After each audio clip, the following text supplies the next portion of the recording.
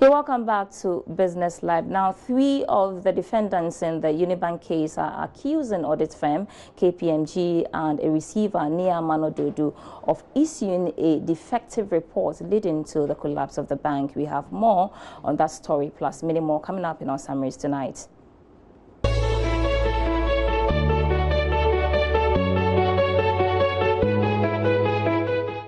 Of the defendants sued by the receiver of Unibank for causing 5.7 billion Ghana cedi debt to the bank are accusing an audit firm KPMG and the receiver Nia Manododu of issuing a defective report leading to the collapse of the bank.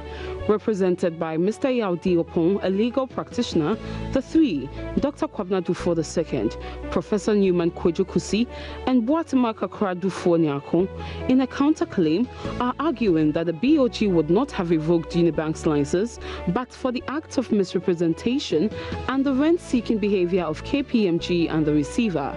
A Daily Graphic report says the defendants are accordingly seeking a declaration that the entire procedure culminating in the purported appointment of KPMG as an official administrator was unlawful, illegal, and contrary to the prevailing and acceptable practice and custom of the banking industry and sector.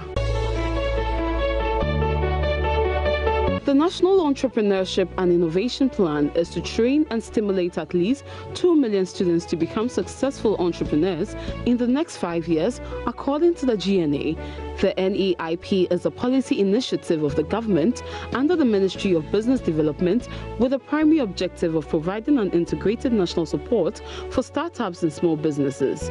It intends to reach out and train about 10,000 students in various senior high and tertiary institutions in the country by 2020 to be business-inclined or oriented people and supports them with startup capitals to begin their businesses.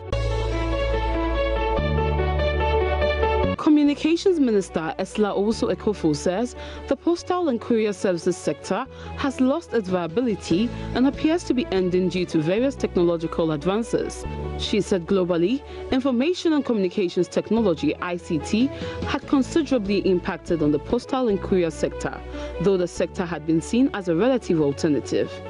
A postal and courier conference in Accra was held on Tuesday as part of the obligations of the Postal and Courier Services Regulatory Commission. It is to ensure a fair, competitive, vibrant and orderly postal and courier market in Ghana by adopting a flexible licensing brigade.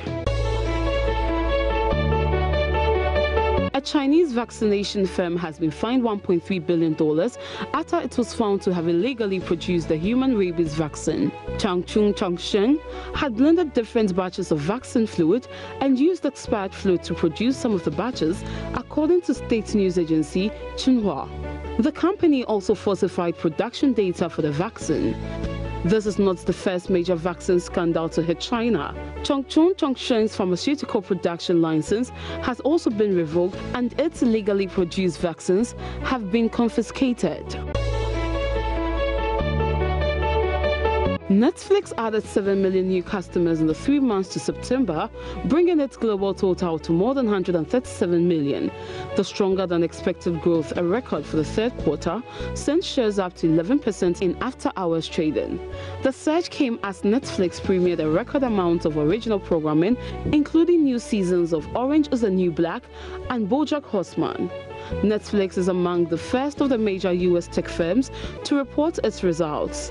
Investors were looking for signs of a rebound at the company after an unusually weak second quarter, which had fanned worries about the online streaming firm's future.